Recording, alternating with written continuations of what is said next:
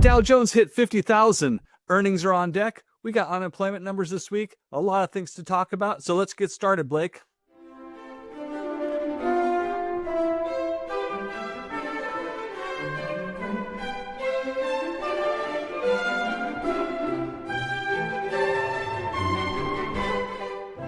Hello, I'm Blake Anderson, Certified Financial Planner. Thanks so much for joining us. And I'm Abbott Anderson, owner and founder of WealthGuard Advisors.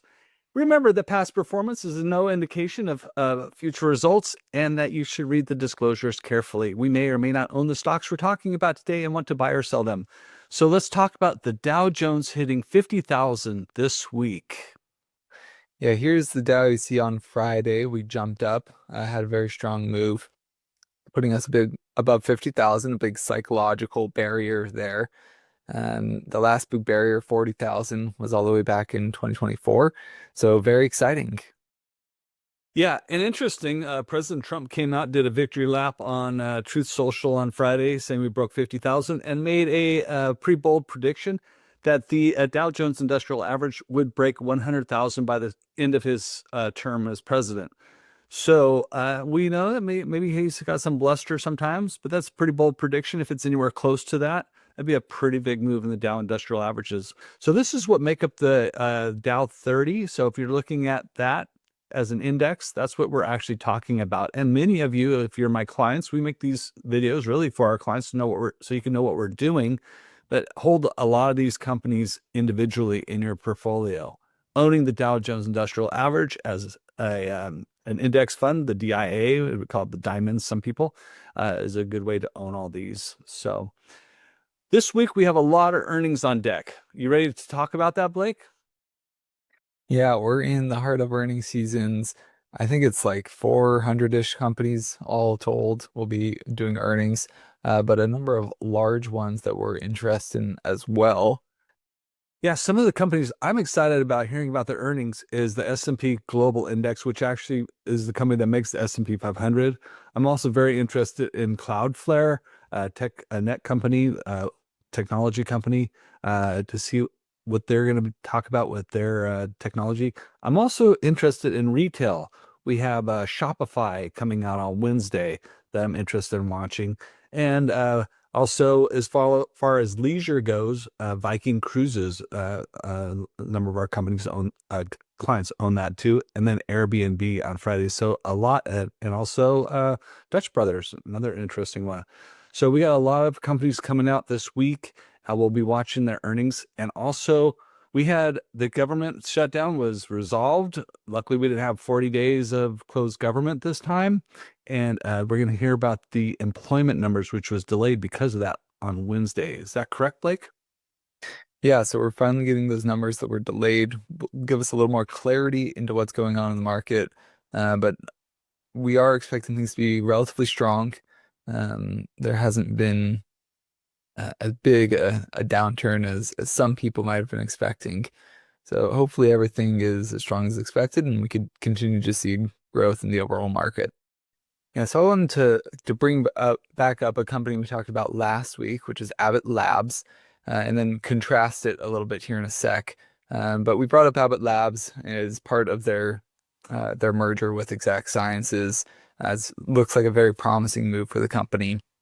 And just the other day, they've passed a regulatory hurdle on that acquisition. So it looks like everything's going forward, which is good news for the company with this big merger ahead of it. It's good to see those regulatory hurdles get passed. But I wanted to contrast a company like Abbott Labs with a company like Micron Technologies. Abbott Labs is more of a value play that we're looking at, where the company's been, it's a little bit depressed after the merger news, but I think it's strong and well positioned to grow in the future. It's not trading at excessively high multiples compared to its industry. And then on the other hand, we have Micron, which is very much in the growth side of things. And they make the memory chips for the component memory chips that go into, the NVIDIA graphics processors that you hear so much about, as well as other memories in different parts of the computers. And last week we had news come out that Amazon in particular would start producing their own memory chips in-house to sort of cut costs, and that, brought down Micron and as part of the wider tech sell-off. But I think this provides an opportunity, just because there may be some slight drawdown in sales because of this Amazon news. Overall, they're still having more demand than they could reasonably fulfill. And so this is a good opportunity when they're down a little more than 10%, 12%-ish off their highs to pick up the company. If you previously were thinking, man, I wish I owned Micron, it's in the news every other day going up, up, up. Well, drawdowns like this is an opportunity to do that.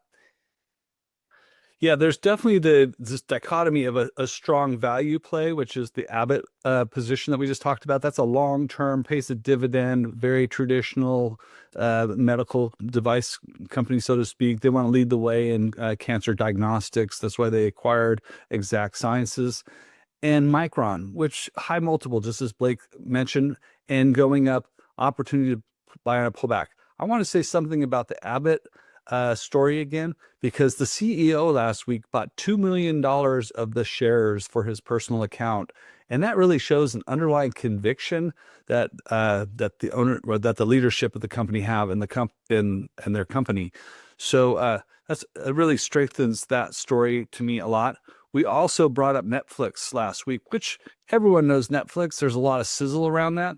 They are in that acquisition phase. So there is a tight competition for Warner Brothers Discovery, and Larry Ellison of Oracle fame, his son, I think it's David, is buying, has a bid out there to take the whole company private.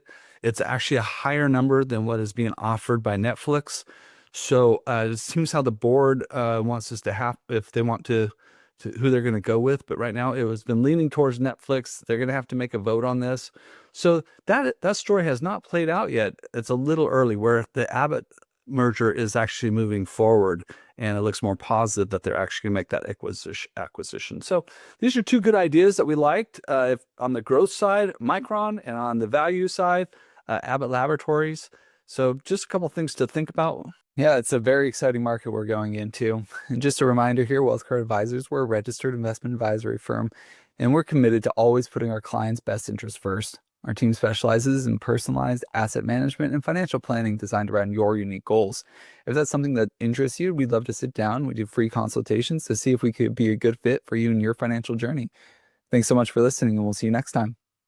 Hey, do us a favor and like this, smash that like button, follow us, subscribe, so that way you don't miss anything that we're talking about. We want you to know what we're thinking. Thanks a lot again for watching.